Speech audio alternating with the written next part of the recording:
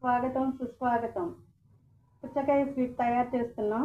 దానికి కావాల్సిన పదార్థాలు: పుచ్చకాయ కూర పెట్టుకున్నాం, జీడిపప్పు, యాలకులు, పంచదార కావాల్సిన పదార్థాలు తయారు చేస్తున్నాం. చూడండి. దాంట్లో జీడిపప్పు వేసుకోవాలి. జీడిపప్పులు గోల్డ్ కలర్ వచ్చే వరకు వేసుకోవాలి. వేసుకున్నాక అవి తీసి పక్కన పెట్టుకొని అందులోనే పుచ్చకాయ వేయవాలి.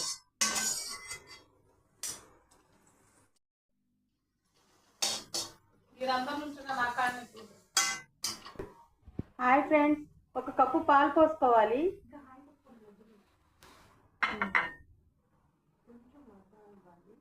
కొంచెం మగ్గనివ్వాలి.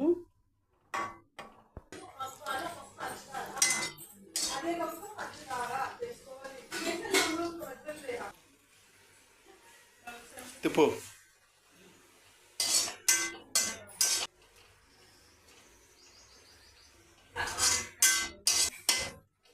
ఒక కప్పు పంచదార వేయాలండి. పాలు పోసాం కదా ఇందాకడ. ఇప్పుడు ఒక కప్పు పంచదార వేసుకోవాలి. వేసుకొని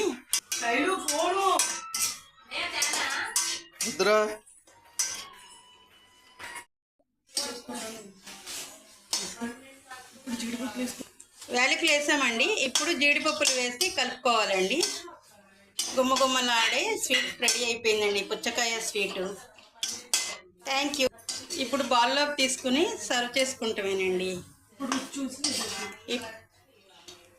గుమ్మగుమ్మలాడే పుచ్చకాయ స్వీటు రెడీ అండి.